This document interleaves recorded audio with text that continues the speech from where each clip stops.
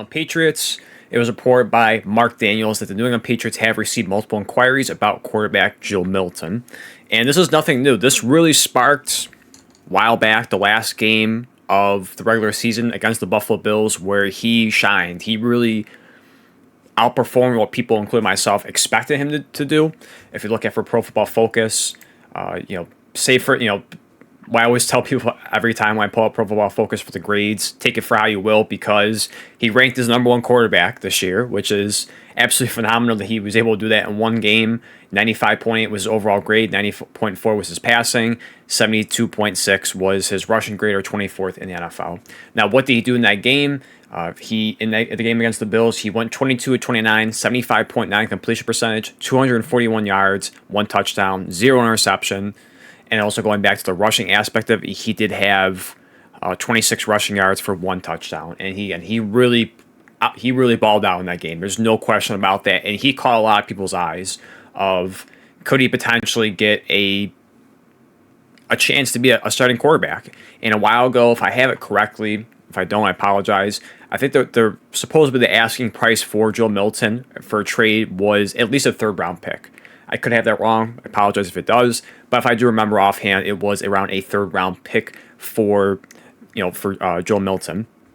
And once again, like we just talked about, it's kind of ramped up a little bit again for discussions. And I kind of want to get my thoughts on Joe Milton. And if you're kind of looking at the title of this video, it might be a little bit misleading, maybe a little too harsh of what I'm saying is. But I do believe we are overhyping Joe Milton a little bit. I do. I think we are kind of blowing the last game a little bit out of proportion and making it a little bigger than what he is. But let's start with the positives and what's going into his favor. So the positives, no question about that, is the availability. And it kind of ties into the draft class this year. There's not that many quarterbacks to pick from. The top 2 that we always talk about, third, if you want to get into Jackson Dart with him. But the top 2 that we always talk about is Cam Ward and Shedeur Sanders. Cam Ward is a slam dunk first overall pick, so you take him off the board. Shedeur Sanders is a little bit of a question mark. No doubt about that. Some people have him as high as 2nd overall, or I've seen some that go to the Jets. And I think I may have him falling maybe a tad bit lower than that, but at the very least, I do see him a lot of times falling to at least 7 to the New York Jets. Other times are people trading up into the draft to select him. So you have those 2, and again, depending on how you feel about Jackson Dart, you also have Jalen Milroe, who could be a wild card in this one. I'm not saying he's going to be a 1st-round pick, but at the very least a 2nd-round pick. Maybe teams get desperate at that point and try and get him. So you look at that, and there's not many 2 players to pick from, especially from the top 2 you're looking at. Once they're done, or once they're gone, it is kind of the Wild West of trying to figure out who the next quarterback's going to be in terms of who's really going to who's going to play well, who's going to be the next one, and the 3rd quarterback position. So Joe Milton's name really pops up because, well, we have at least some footage on him, even though it's one game, but we have some footage on him. He sat for relatively the whole entire year under the Patriots, and maybe he has his chance now to excel. And if you put him in this year's draft class, he is similar to what I said for the asking price. I think if he was in this draft class, he would get elevated to probably a 3rd, at worst, 4th-round pick because of just how weak the class is.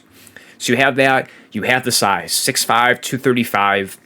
He fits your prototypical quarterback of what teams are looking for. Great size, great arm, no doubt about that, strong arm, and good enough mobility.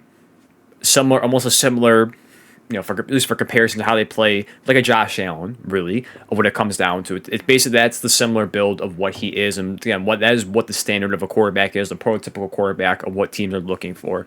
So you put that all together, and there's no question when you look at that why he's available, or why teams, I should say, want to go after him and bring him to the roster.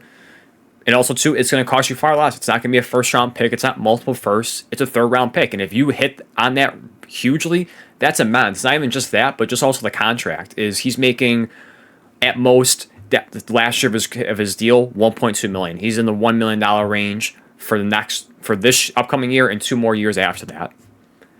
that is immense. That could be another Brock Purdy type of situation where you could just pile money on him and you don't have to worry about his contract because he's on that cheap rookie deal. You look at this past year, he made $840,000. I mean, it's just that it feels like that, and he certainly has again a better build than Brock Purdy. Maybe Brock Purdy is a little bit better in different aspects, but again, physical tools. Joe Milton blows him out of the water with that. Now, what are my concerns though about Milton? And it goes back to the sample size. It is one game. It's one game. And I think, and to me, when you're looking at the competition he faced, the Bills' defense this past year, I comment on someone commented on my post there about his stats. Do they think he can be a starter? And I said it's tough to say. It is. The Bills' defense this past year was not great. I think it was okay at best, if you're being generous. The only thing they really excelled in was the turnover part. Everything else was mediocre. Nothing really flashed you. We do have, the Bills do have great players on there. Newly signed Christian Benford, who is one of the better corners in the league. You have Matt Milano, when healthy, even though he's getting older and slowing down a little bit. He's still, to me, one of the better linebackers in the NFL. You look at his counterpart, Terrell Bernard. He is one of the better young linebackers in NFL, and they gave him a long-term extension as well. Everything else is not too much. Like, they don't really have a corner outside of Benford. They have the two linebackers, of course, Bernard and Dorian Williams, too. I got to give him credit, too. He really excelled this past season. But nothing too crazy how it's compared to years past for the Bills. Nothing elite about them. So they weren't that great to begin with at full strength. Now you're adding into a game where a decent amount of that defense that game were backups. So you kind of question the talent there, the quality of players already with the backup position when they step in there. So that's why I do worry about this, and this might be a horrible comparison to put them as. And if you want to call me out on it, I have no question about it. I just worry this is going to be a similar situation like Dorian Thompson-Robinson. I get career-wise in the regular season, he's already excelled, Dorian Thompson-Robinson. Even Robinson has more starts under center than Milton. Milton already has far better stats.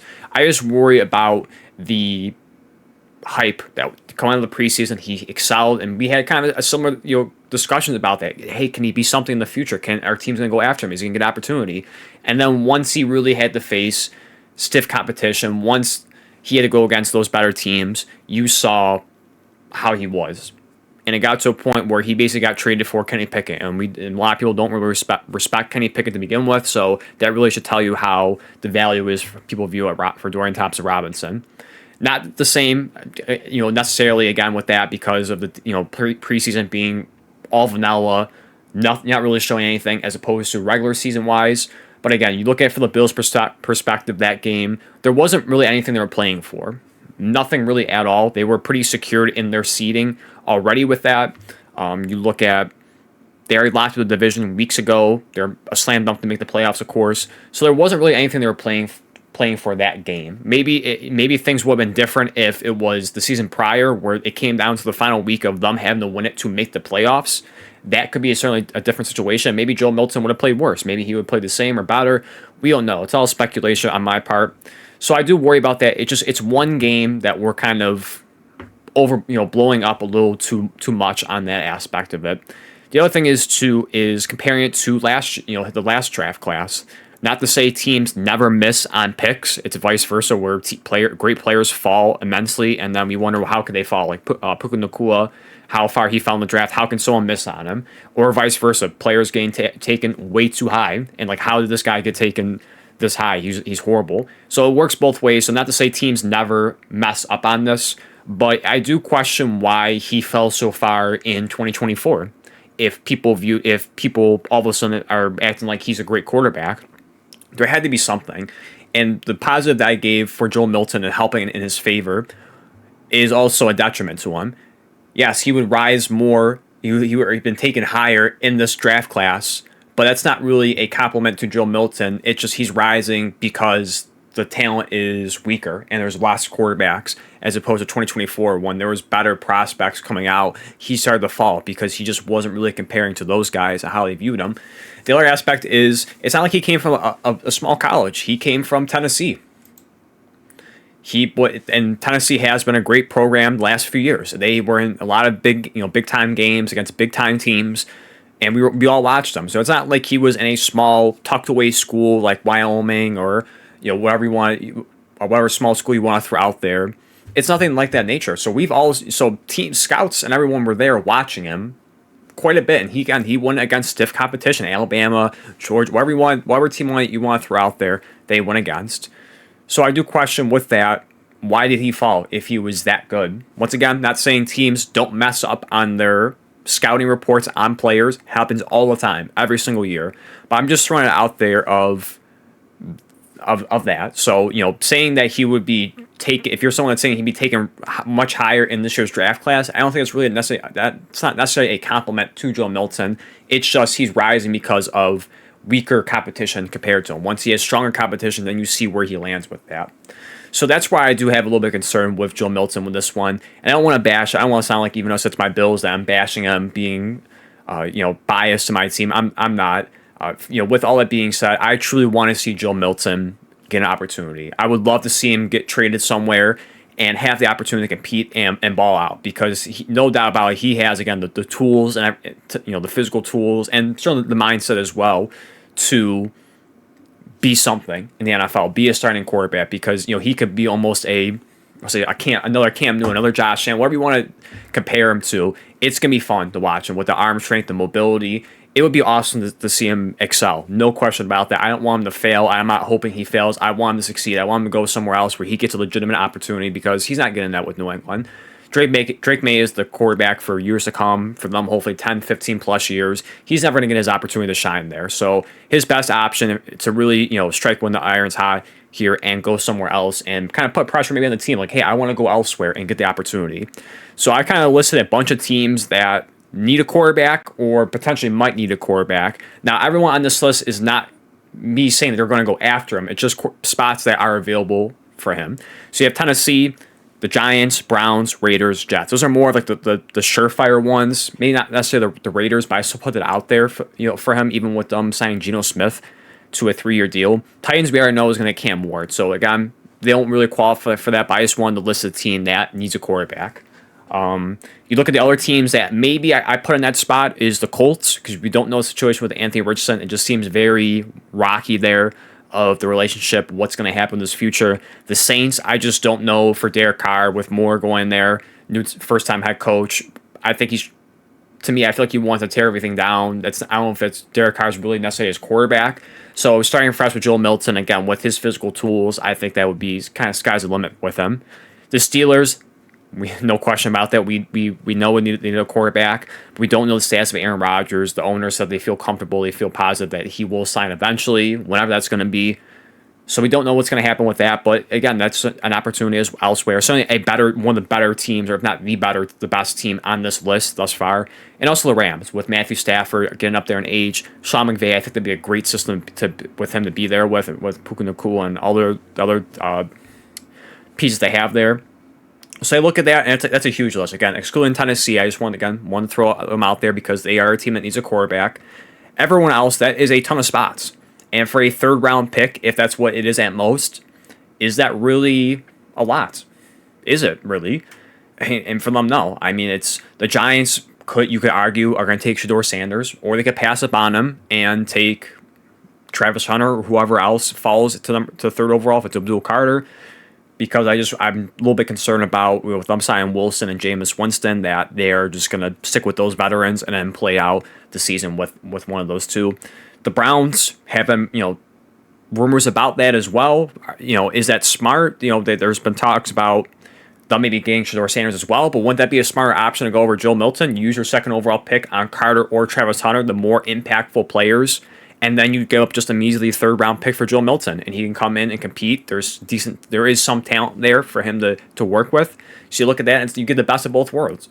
For me personally, I would lean towards Travis Hunter at that spot and then get Joe Milton. To me, that'd be an awesome building blocks there for the Browns to really start, really to progress further in the right direction. And then going down the list for all of them, I think these are all great spots for Joel Milton to go to. Some of them are instant impact, instant starting spots. Other ones where if they believe in them, that he could sit for a year or so and start. But for me, again, regardless of how I feel about Milton, saying I think he's a little bit overhyped, a little bit overrated, how people talk about him, I still want to get the opportunity. I would love to see him go elsewhere and compete and get the starting job, because that'd be an awesome story. No question about that, to see it happen. I think he would have, if he can hit his potential, he would be box office. No question about that. He'd be so much fun to watch in the NFL if it pans out, and it's a very small sample size. Even if it's one game, he balled out. Like I said, he really impressed me watching him. It was fun to watch him in that game against Buffalo. But again, for me, I hope once again he gets the opportunity. I wish New England is really serious about it and just kind of pushes everything to the table and say, you know what, we are going to trade Joe Milton, and this might happen closer to draft night, if anything, to see if that's going to be the opportunity. What happens? Maybe if not, maybe after the draft, getting closer to camp and so forth. But for me, like I said, I'd love to see Joe Milton get the opportunity. Hopefully he does. He's not stuck with New England here. And he kind of just really again strikes when the iron's hot here, gets his opportunity, and balls out elsewhere. So we'll see what happens with Joe Milton. If they decide to keep him, decide to trade him at some point, be interested to see how this plays out. I'm sure there'll be more talks about this throughout the offseason, again, leading up to the draft, or where he's going to potentially go, or what the asking price is.